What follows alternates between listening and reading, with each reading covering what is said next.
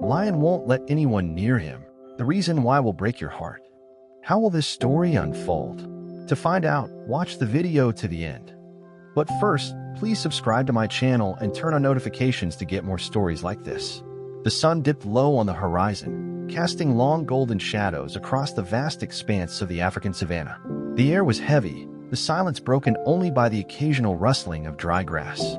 And there, amidst the endless plains, stood a lion, a magnificent creature, his golden mane shimmering in the fading light. His stance was regal, his piercing amber eyes scanning the landscape. Yet there was something unusual about him, something that held an unspoken weight. This lion wasn't roaming or hunting like others of his kind. Instead, he stood motionless, his massive frame towering over a small wooden cross staked firmly in the ground. For days, the lion had been there, pacing and growling softly, refusing to let anyone near. The cross, crudely carved, bore a single photograph, an image of a smiling young boy no older than 10. Below the photograph were words etched into the wood, barely legible from the distance: "Forever in our hearts, Eli." The villagers, who lived a short distance away, had been watching with a mixture of awe and trepidation. None dared approach, for the lion's protective stance was unmistakable. He circled the grave with an almost reverent air, his tail swishing slowly, his movements deliberate. When anyone ventured too close, he would let out a low, guttural growl, not an outright threat, but a clear warning to keep their distance. The elders of the village whispered among themselves, trying to make sense of the lion's behavior. Was it grief? Loyalty? Some mysterious instinct? The youngest children were told to stay indoors, their parents unwilling to take any chances. Yet even as fear lingered, so did a deep sense of respect for the lion's apparent devotion.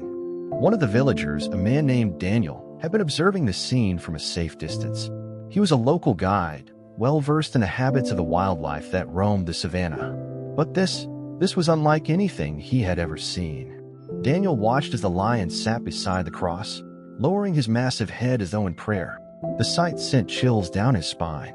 "That's not normal," Daniel muttered to himself. "Lions don't behave like this." Word of the lion's vigil spread quickly, reaching beyond the village to a group of researchers stationed several miles away. Intrigued, they decided to investigate, bringing with them cameras, notebooks, and an air of cautious curiosity. They approached the grave with care, their every step deliberate. But as they neared, the lion rose to his full height, his gaze locking onto them with a ferocity that made them freeze in their tracks. "He's guarding it," one of the researchers whispered, awestruck. "He's guarding the grave." They retreated, unwilling to provoke the lion, but their curiosity only deepened. Who was the boy? Why was the lion so attached to this spot? And how had this extraordinary bond come to be? The answers lay in the whispers of the villagers, in the fragmented stories passed down over the past year. Slowly, piece by piece, the narrative began to take shape. It started months ago, when the savanna was lush and teeming with life after the rains. A young boy named Eli had arrived in the village with his parents, who were humanitarian workers. The family had come to help build a school and provide resources for the local community, and Eli, bright-eyed and adventurous, had quickly won the hearts of the villagers. Unlike many children his age, Eli had a profound love for animals. He spent hours wandering near the edges of the savanna, sketching the wildlife he saw and jotting down notes in a little leather-bound journal. His parents, though protective, encouraged his curiosity, often joining him on his excursions. It was during one of these outings that Eli first encountered the lion. The villagers had long spoken of a lone lion that roamed the outskirts of the savanna, a creature both feared and revered. Some said he had been cast out of his pride, while others believed he chose solitude. Eli, however, saw him differently. To the boy, the lion wasn't a figure of fear but one of majesty, a living embodiment of the wildness he so deeply admired. The encounter happened by chance. Eli had ventured further than usual, sketchbook in hand, when he stumbled upon the lion lying in the shade of an acacia tree. The animal's massive body was still, his breathing shallow, and a deep gash marred his flank. Eli froze, his heart pounding in his chest. Every instinct told him to turn and run, but something held him there. The lion opened one eye, its golden gaze meeting Eli's. There was no aggression in its look, only exhaustion and pain. Slowly, cautiously, Eli knelt, his small frame low to the ground. He reached into his bag and pulled out a bottle of water, pouring some into a shallow dish he had brought for sketching. Sliding the dish toward the lion, he held his breath. The lion hesitated, his nostrils flaring as he sniffed the water. Then, to Eli's amazement, he leaned forward and began to drink. It was a moment of fragile trust, a tentative connection between two beings who couldn't have been more different. Over the next few days, Eli returned to the spot, bringing scraps of meat and fresh water. Each time, he approached with the same cautious reverence, and each time, the lion allowed him closer. The villagers, unaware of these encounters, would have been horrified had they known. But Eli, guided by an unshakable intuition, continued to care for the animal. One evening, Eli's father discovered the sketches in his son's journal, detailed drawings of the lion, accompanied by notes about his injury and progress. Confronting Eli, he demanded to know what was going on. When the boy confessed, his parents were torn between fear for his safety and admiration for his bravery. In the end, they decided to trust him, though his father insisted on accompanying him during future visits. The bond between Eli and the lion grew stronger with each passing day. The animal, once wary and defensive, began to trust the boy completely. He would allow Eli to sit beside him, even to touch his coarse mane. It was a sight that left Eli's father speechless, a testament to the extraordinary connection his son had forged. The lion's recovery was slow but steady. As his strength returned, he began to roam further, though he always seemed to wait for Eli at the same spot near the acacia tree. The villagers started noticing the boy's absences, their suspicions growing. When Eli's father finally revealed the truth, the reactions were mixed. Some were in awe, while others were furious that the family had taken such a risk. But Eli, with his boundless enthusiasm and genuine love for the lion, managed to win them over. He spoke passionately about the importance of protecting the wildlife that shared their land, his words wise beyond his years. Slowly, the villagers began to see the lion not as a threat but as a symbol of the savanna's resilience. Then, tragedy struck. The bond between Eli and the lion had become a part of village lore, a tale that spread from one family to the next with reverence and awe. Though the villagers initially kept their distance, they couldn't deny the miraculous nature of what they were witnessing. Eli's courage and kindness had transformed the lion from a solitary, wounded creature into a living emblem of harmony between humans and nature. But the savanna is as harsh as it is beautiful, and fate has its way of testing even the strongest of bonds. One afternoon, dark clouds began rolling in over the horizon. A storm was brewing, and the air was thick with the metallic tang of impending rain. Eli had insisted on visiting the lion one last time before the storm hit, promising his parents that he wouldn't stray far. "I'll be quick," he said, his voice bright with excitement. "I just want to make sure he's safe." His father hesitated, but eventually relented, knowing how much the lion meant to his son. "Be careful," he warned, "and stay close to the edge of the village." Eli nodded, clutching his sketchbook and small bag of food as he ran off toward the savanna. The lion was waiting for him beneath the familiar acacia tree, his golden eyes softening at the sight of the boy. Eli approached with his usual caution, though by now, their trust in each other was unshakable. He sat beside the lion, stroking his mane and speaking to him in a soft, melodic voice. The storm clouds above darkened, and a faint rumble of thunder echoed across the plains. But Eli wasn't afraid. To him, the lion's presence was a sanctuary in itself, a place where the chaos of the world couldn't reach him. He opened his sketchbook and began to draw, capturing the lion's powerful form with strokes of charcoal. The animal lay beside him, his breathing steady, his gaze fixed on the horizon. The first drops of rain began to fall, cool and sharp against Eli's skin. He laughed, tilting his face upward to feel the water. The lion let out a low, rumbling sound that Eli had come to recognize as contentment. But then something changed. The lion's ears twitched, and his body tensed. He rose to his full height, his muscles rippling beneath his coat as he scanned the landscape. Eli followed his gaze, his heart quickening as he saw what had alarmed the animal. A group of poachers had emerged from the tall grass, their rifles gleaming ominously in the dim light. They moved with calculated precision, their eyes fixed on the lion. Eli's breath caught in his throat as he realized the danger they posed, not just to the lion, but to him as well. Without thinking, Eli stepped in front of the lion, his small frame dwarfed by the towering creature behind him. "No," he shouted, his voice cutting through the rain. "You can't hurt him." The poachers hesitated, surprised by the boy's sudden appearance. One of them raised his rifle, but the lion let out a deafening roar that made them falter. For a moment, it seemed as though the standoff would end peacefully. But then a shot rang out. The sound shattered the stillness, echoing across the savannah. Eli fell to the ground, clutching his side as pain radiated through his body. The lion roared again, a sound so raw and primal that it sent the poachers fleeing into the rain. They disappeared into the grass, their figures swallowed by the storm. The lion turned to Eli, his golden eyes wide with panic. He nudged the boy gently, his massive paw resting near Eli's trembling hand. Rain poured down in sheets, washing away the blood that seeped from Eli's wound. The boy looked up at the lion, a faint smile on his lips. "It's okay," he whispered, his voice barely audible over the storm. "You're safe now." The lion let out a low, mournful sound, his head bowing as though in prayer. He stayed by Eli's side until the villagers arrived, their shouts and cries piercing the storm as they carried the boy back to the village. Eli's injury was severe, and despite the villagers' best efforts, he succumbed to his wounds the following day. The news sent shockwaves through the community, leaving them grappling with grief and anger.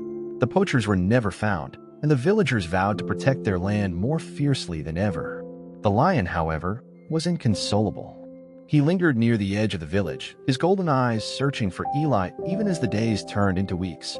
When the villagers buried the boy beneath the acacia tree, the lion followed them, his massive frame casting a shadow over the grave. He lay beside it, his head resting on the ground, his body radiating a quiet sorrow that needed no words. The villagers left offerings at the grave, flowers, trinkets, and pieces of cloth embroidered with prayers. They watched from a distance as the lion stood vigil, his presence both heartbreaking and awe-inspiring. "He's mourning, Alma," one of the elders said softly, "just as we are. He's teaching us that grief is universal, that love transcends everything." The lion's vigil became a symbol of hope and resilience. People from neighboring villages came to see the extraordinary sight, drawn by stories of the lion's unwavering devotion. Researchers documented his behavior, their notebooks filled with observations that defied everything they thought they knew about animal instincts. But for the villagers, the lion wasn't just a subject of study. He was a living reminder of Eli's kindness, a guardian who had given them a glimpse of something greater than themselves. The lion remained at the grave for months, through rain and sun, day and night. He roared at sunset, his mournful cries echoing across the savannah as though calling out for the boy who had saved him. The sound was both haunting and beautiful, a testament to the bond they had shared. The villagers began to see the lion not as an animal, but as a keeper of their collective grief. They tended to the grave, ensuring it was always adorned with fresh flowers and tokens of remembrance. Children would sit at a distance, watching the lion with wide, curious eyes, their parents telling them stories of Eli's bravery and the bond that had united him with the wild. One evening, as the sun dipped below the horizon, the lion stood and let out one final, earth-shaking roar. The villagers watched in silence as he turned and walked into the savannah, his silhouette disappearing into the golden light. It was as though he had found some measure of peace, his role as guardian fulfilled. But his legacy remained. The lion's departure left a silence in the village that was almost unbearable. For months, his presence had been a constant reminder of Eli's spirit and the extraordinary bond they had shared. Now, with the lion gone, the villagers felt the weight of their loss all over again. Yet, in that silence, there was also an unspoken understanding, a recognition that the lion had left on his own terms, carrying Eli's memory with him into the vast expanse of the savannah. The grave beneath the acacia tree became a place of pilgrimage. Villagers and visitors alike came to pay their respects, leaving behind offerings of flowers, candles, and small carvings of lions and boys. The story of Eli and the lion spread far and wide, reaching towns, cities, and even other countries.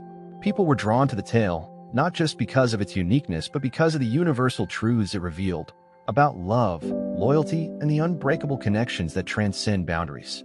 One day, a filmmaker arrived in the village, carrying with him cameras, microphones, and a team of storytellers. He had heard the lion's vigil and wanted to capture the story for the world to see.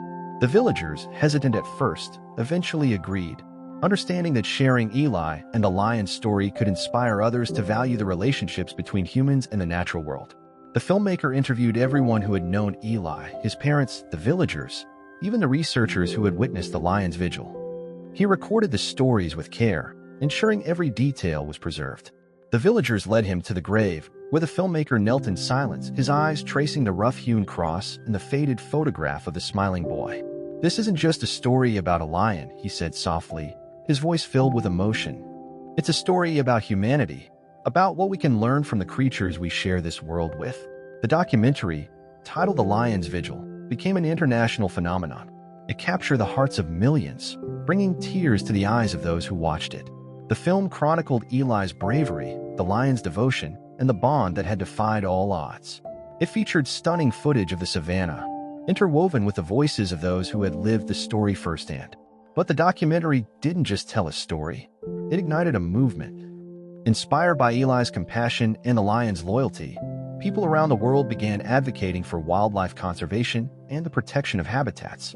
Fundraisers were organized, schools started programs to teach children about coexistence with nature, and governments pledged to implement stricter anti-poaching laws. Back in the village, the impact of the documentary was profound. Donations poured in, allowing the villagers to establish a wildlife sanctuary in Eli's memory. The sanctuary encompassed the savanna surrounding the village, including the acacia tree where Eli had first met the lion. It became a haven for animals, protected from the threats of poaching and deforestation.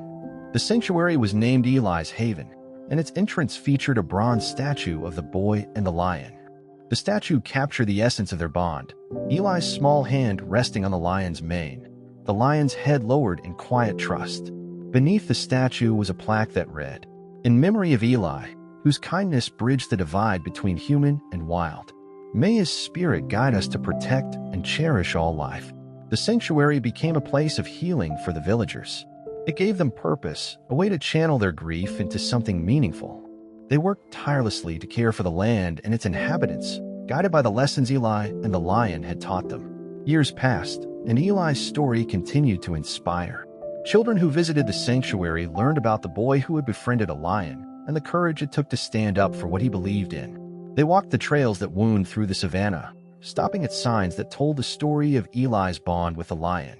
Teachers used the sanctuary as a classroom, teaching lessons not just about wildlife but about empathy, resilience, and the power of connection. One day, as the sun set over the sanctuary, a young boy stood at the edge of the acacia tree's shade. He had come with his family, drawn by the stories he had heard about Eli. In his hand, he held a small bouquet of wildflowers, which he placed gently at the base of the grave. As he stepped back, something caught his eye. In the distance, near the horizon, a figure moved, a lone lion, its silhouette stark against the golden light. The boy's breath caught in his throat as he watched the animal pause, its head lifting as though it were looking directly at him. "Is that him?" the boy whispered, his voice filled with wonder. His parents knelt beside him, their eyes following his gaze. "Maybe," his mother said softly, "or maybe it's his legacy." The lion lingered for a moment longer, then turned and disappeared into the savannah. The boy stood in silence, his heart swelling with a sense of awe and connection. He didn't know for certain if the lion was the same one from the stories, but in that moment, it didn't matter. What mattered was the feeling it left behind, a reminder that love, once given, never truly fades. As the years turned into decades, Eli's Haven thrived. The sanctuary became a model for conservation efforts around the world, its success a testament to what could be achieved through compassion and unity. Researchers came to study the wildlife, conservationists used it as a blueprint for other projects, and families visited to experience the magic of the savannah. Eli's parents, now elderly, often sat beneath the acacia tree, their hands clasped as they remembered their son. Though their loss was a pain that never fully healed, they found solace in the impact Eli had made. "He would have loved this," his mother said one evening, her voice tinged with both sorrow and pride. "All of this, the sanctuary, the people, the animals, it's everything he dreamed of." His father nodded, his eyes glistening as he looked out at the savannah. "He's here," he said softly, "in every blade of grass, every roar, every life that thrives because of him." One final ripple of Eli's story came many years later, when a new generation took over the sanctuary's care. Among them was a young girl named Amara, whose parents had been inspired by Eli's tale to dedicate their lives to conservation. Amara grew up hearing stories of the boy and the lion, and as she stood beneath the acacia tree for the first time, she felt a profound connection to the legacy they had left behind. "This place is magic," she said to her mentor, an older conservationist who had worked with Ian. "It feels alive, like it's carrying his spirit." Her mentor smiled. "That's because it is," he said. "Eli and the lion, they didn't just leave a story. They left a lesson, one that will live on as long as we remember it." And so, the story of the lion who wouldn't let anyone near him, and the boy who showed him the meaning of trust, continued to echo through time. It was a story of love, loss, and the enduring bonds that connect us all, a story that reminded the world of what it truly means to protect, to cherish, and to believe. As Amara began her work at Eli's Haven, she found herself drawn to the acacia tree and the grave beneath it. There was something magnetic about the spot, a sense of stillness and connection that made her feel both grounded and inspired. She often sat there, reading through the old journals and accounts left by the villagers, researchers, and Eli's family. Each story added another layer to the tale she had grown up with, deepening her understanding of the boy and the lion who had changed so many lives. One day, while sorting through the sanctuary's archives, Amara came across an old leather-bound journal that had belonged to Eli himself. Its pages were filled with sketches of the lion, each one capturing a different moment in their bond. There were notes, too, written in a child's careful handwriting, describing the lion's movements, expressions, and even his personality. "He's not like other lions," one entry read. "He's strong and fierce, but also kind. I think he understands me, even though we don't speak the same language." Amara's heart swelled as she read the words, feeling as though she were hearing Eli's voice echoing across the years. She decided to use the journal as the foundation for a new project, a book that would tell the full story of Eli and the lion, weaving together his own words with the memories of those who had known him. The book, titled Eli's Legacy, became a labor of love for Amara and the sanctuary team. They pored over every detail, ensuring the story was told with the same honesty and heart that had defined Eli's life. The book included photographs of the sanctuary, artwork inspired by Eli's sketches, and essays from conservationists who had been inspired by his story. When the book was finally published, it became an instant success. Readers were moved by the tale of the boy and the lion, their hearts touched by the profound bond that had transcended the boundaries of species. Schools began using the book as part of their curriculums, teaching students not just about wildlife but about empathy, courage, and the importance of protecting the natural world. Amara traveled to cities and towns to share the story, speaking to audiences about Eli's Haven and the lessons it offered. She always ended her talks with a call to action, encouraging people to find their own ways to make a difference. "Eli was just a boy," she would say, "but his kindness and courage changed the world. If he could do that, imagine what all of US can achieve together." Back at the sanctuary, life continued to thrive. New species began appearing in the protected area, drawn by the safety and abundance it offered. Researchers documented the resurgence of plants and animals that had once been threatened, marveling at the resilience of the ecosystem. One evening, as Amara walked through the sanctuary, she noticed something unusual. Near the edge of the acacia tree's shade, a group of lions had gathered. They moved gracefully through the grass, their golden coats catching the light of the setting sun. Among them was a massive male, his mane dark and regal, his movements deliberate. Amara froze, her breath catching in her throat. It couldn't be, could it? The male lion paused, his amber eyes locking onto hers. There was a depth in his gaze, a quiet wisdom that sent a shiver down her spine. He stood there for a moment, unmoving, before turning and leading the group back into the savannah. Amara felt tears prick at her eyes as she watched them disappear. Whether or not it was the same lion who had once stood vigil at Eli's grave, she couldn't say. But in that moment, she felt his presence, an unspoken reassurance that his spirit and Eli's were still woven into the fabric of the sanctuary. As the years passed, the sanctuary continued to grow, becoming a beacon of hope and inspiration. It wasn't just a place for animals, it was a place for people to reconnect with the natural world, to learn and heal and find a sense of purpose. Visitors came from all walks of life, drawn by the story of Eli and the lion. Some came seeking solace, others came to be inspired, and many came simply to marvel at the beauty of the savannah. Each person left with a piece of the sanctuary's magic, carrying its message out into the world. Amara, now the director of Eli's Haven, often thought about the legacy she was helping to preserve. She knew that her work was part of a much larger story, one that had begun with a boy's kindness and a lion's loyalty. It was a story that reminded people of what was possible when we chose to care, to connect, and to believe in something greater than ourselves. One quiet morning, as the sun rose over the sanctuary, Amara stood beneath the acacia tree, her hand resting on the cross that marked Eli's grave. She closed her eyes and let the sound of the savannah wash over her. The rustling of leaves, the distant calls of birds, the gentle hum of life all around her. "Thank you," she whispered, her voice carried away by the breeze, "for showing us what love can do." And as the first rays of sunlight touched the earth, bathing the sanctuary in golden light, it was as if the world itself was answering her, echoing the lessons of Eli and the lion for all who were willing to listen. The story of Eli and the lion, like the sanctuary itself, became timeless. It was a reminder of the bonds that unite us, the courage it takes to protect what we love, and the extraordinary power of kindness.